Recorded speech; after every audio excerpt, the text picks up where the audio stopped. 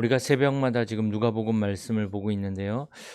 우리 이틀 전에는 잃어버린 양에 대해서, 또 어제는 잃어버린 드라크마에 대해서 말씀을 보고 있습니다. 어, 양 100마리가 있는데 그 중에 한 마리를 잃어버리면 99마리를 놔두고 한 마리를 가서 찾지 않겠느냐. 그러면 그 찾은 양으로 인하여서 그 목자가 기뻐하고 잔치를 베풀지 아니하겠느냐. 또 한 여자가 한 드라크마를 잃어버렸는데 그 드라크마를 찾기 위해서 얼마나 노력하지 않겠느냐.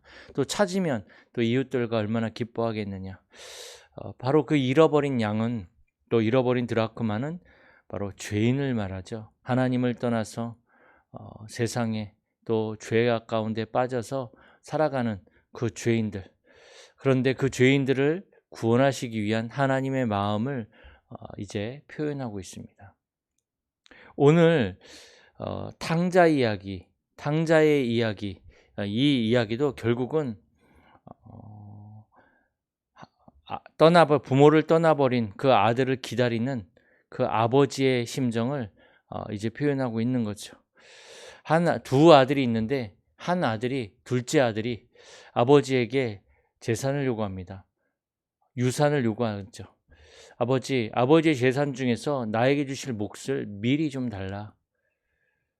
원래 이 유산은 아버지가 돌아가기 전에, 이제 돌아가시기 직전에 바로 유산을 자녀들에게 남겨주는 거죠. 그런데 아들이 부모에게 먼저 그 재산을 달라고 요구를 합니다. 보통 둘째 아들에게는 3분의 1의 재산이 상속이 되고 3분의 2는 맏아들에게 이렇게 상속이 됩니다. 3분의 1의 재산을 아버지가 그 둘째 아들에게 주죠. 그 둘째 아들이 그 재산을 받아가지고 다 챙겨서 먼 나라로 떠납니다. 먼 나라로 떠나서 거기에서 막 이제 유흥을 즐기고 거기에서 돈을 막 쓰는 거죠. 그런데 어느 날 보니까 이 자기가 가지고 왔던 돈이 다 떨어지고 마침 그 나라에 흉년이 들어서 더 이상 먹을 게 없는 거예요. 굶어 죽게 생긴 거죠. 그래서 평소에 알고 있던 사람들을 찾아가니까 그 사람들이 돈 떨어지니까 누가 대접해 주겠습니까? 그래서 이 둘째 아들이 그 평소에 알고 있던 사람들에게 붙어서 살아가는데 그 지인이 들에 보내서 돼지를 치게 합니다. 그래서 들에서 이 둘째 아들은 돼지를 치면서 돼지가 먹는 주엄 열매를 먹으면서 버티는 거죠. 근데 사실은 이스라엘 백성들은 돼지는 부정하다고 해서 가까이 하지 않거든요. 그런데 그 돼지에게 머리를 숙여가지고 먹이를 주니 그 얼마나 비참한 것입니까? 그러다가 이 둘째 아들이 생각을 합니다.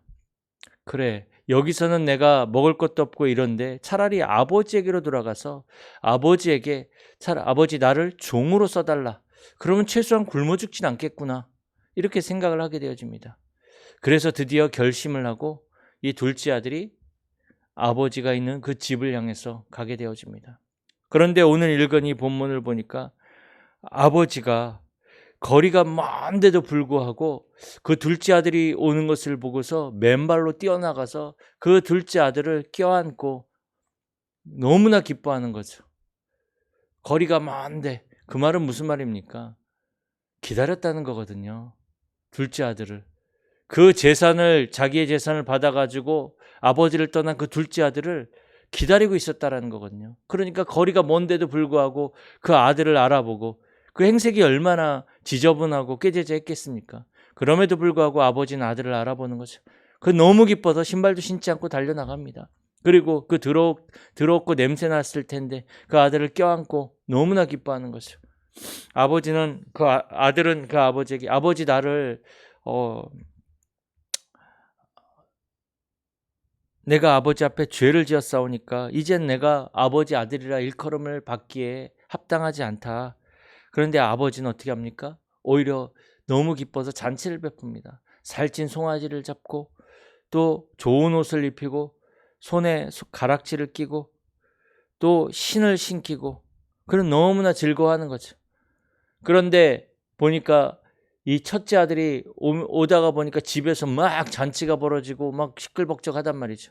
그래서 아인에게 물어보니까 둘째 아들이 돌아와서 지금 아버지가 너무 기뻐서 잔치를 벌이고 있다 하니 이 첫째 아들이 너무나 화가 나는 거예요. 동생이 돌아와서 기뻐해야 되는데 그건 상관없고 나를 위해서는 양 한 마리도 잡지 않던 아버지가 저 재산을 탕진하고 돌아온 저 아들을 향해서 어떻게 저럴 수 있냔 말이죠. 너무 화가 나고 질투가 나는 거죠. 그래서 아버지에게 따집니다. 아버지, 나를 위해서는 그렇게 양 한 마리도 잡지 않고 그러더니 어떻게 저 재산을 탕진하고 온 저 아들을 위해서 이렇게 잔치를 베풉니까? 그때 아버지가 뭐라고 얘기를 합니까?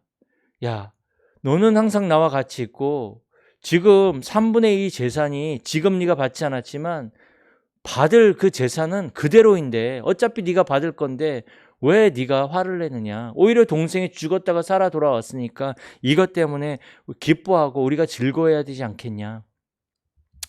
이것이 바로 오늘 본문의 내용입니다. 여기에서 작은 아들은 누굴 얘기를 합니까? 하나님을 떠난 죄인들을 상징하고 있죠. 그 아버지는 아들을 떠나보닌 하나님의 그 심정을 얘기를 하는 거죠. 첫째 아들은 누구를 상징합니까? 바로 종교인들. 생명 여기에 관심 없는 종교인들. 이 작은 아들은 지금 자기가 원하는 방식으로 살기 위해서 자신이 원하는 방식대로 살기를 원했고 또 자기가 자기 인생의 주인이 되길 원했던 거죠. 그래서 아버지에게 재산을 달라고 해서 먼 곳으로 가서 자기 마음대로 사는 거죠. 내 인생의 주인은 나다. 내 마음대로 사는 거야. 그러다가 결국은 무너지는 거죠. 자기가 가지고 있는 거 다 무너지는 거죠. 내가 주인 되어져서 살았는데 내 마음대로 살았는데 내가 원하는 삶이 아니라 결국은 내가 어쩔 수 없는 그 삶으로 갈 수밖에 없는 거죠. 나하고 상관없이 재산은 다 탕진되어지고 또 어느 날 흉년이 그 나라에 들어서 굶어 죽게 생긴 거죠. 사실 우리의 인생이 그러지 않겠습니까?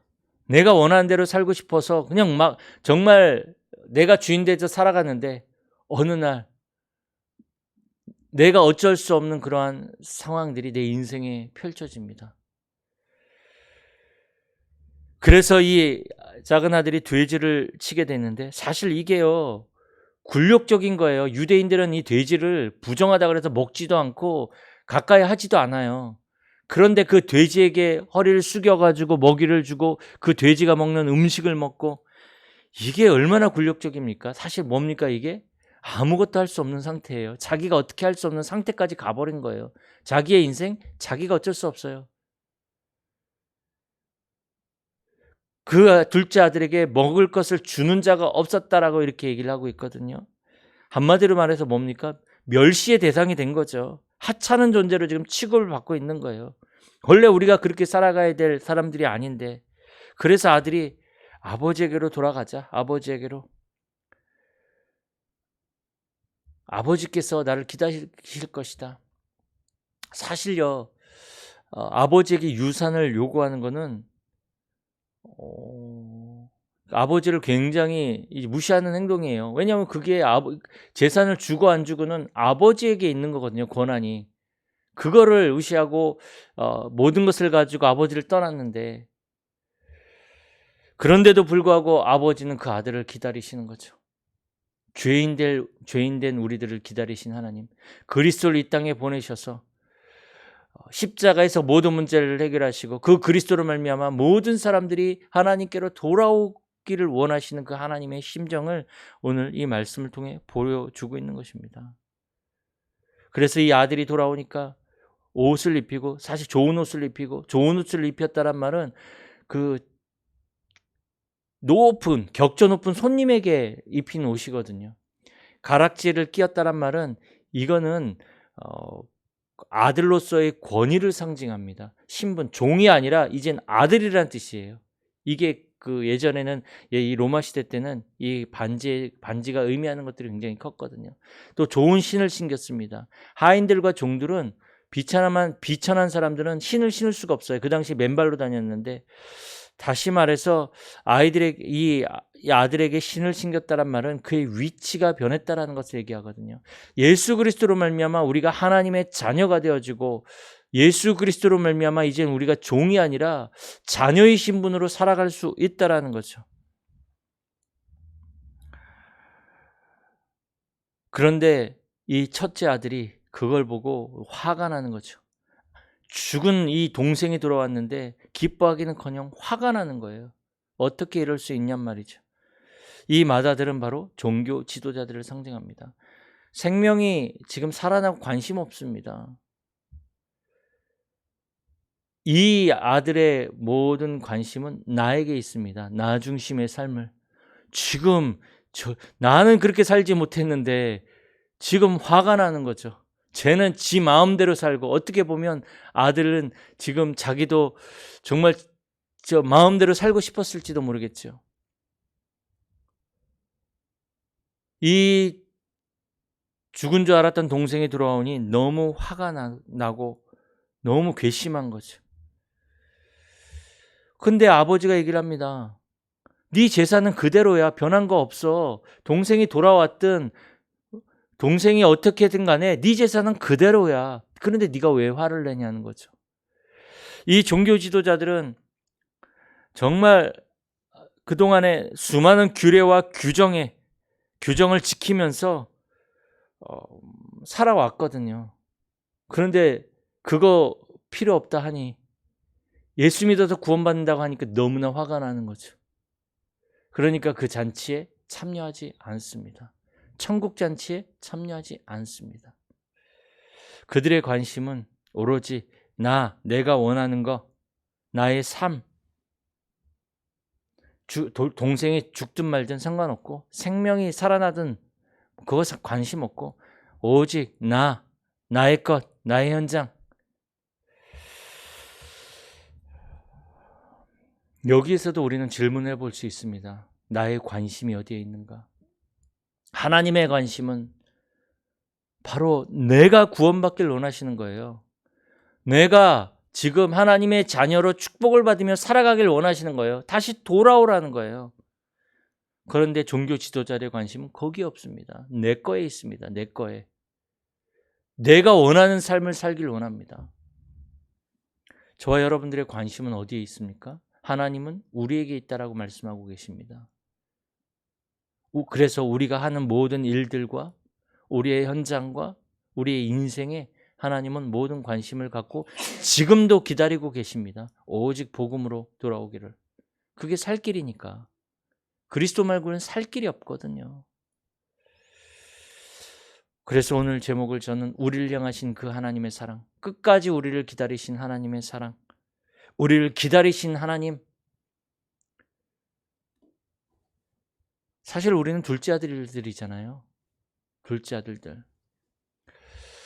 그래서 오늘 하루도 여러분들 모든 상황과 모든 일 속에서 하나님 앞에 서시길 바랍니다. 말씀 앞에 서시길 바랍니다. 복음 앞에 서시길 바랍니다. 말씀 앞에서, 복음 앞에서, 하나님 앞에서 선택하시고 거기에서 말하시고 거기에서 기다리시고 그 앞에서 이제 모든 만남과 모든 일들을 진행해 가시면 됩니다. 오늘도 이 하나님의 사랑을 체험하며 말씀으로 현장에서 하나님을 만나는 우리 모든 성도님들이 되어지길 축복합니다. 살아계신 하나님 감사드립니다. 오늘도 우리를 기다리신 그 하나님을 바라보며 이제 우리가 하나님 앞에 서게 하여 주시옵소서. 말씀 앞에 서게 하여 주옵소서. 그리스도 앞에 서게 하여 주옵소서. 그 속에서 우리가 선택하고 그 속에서 우리가 일을 진행하며 그 속에서 모든 만남이 이루어지게 하여 주옵소서.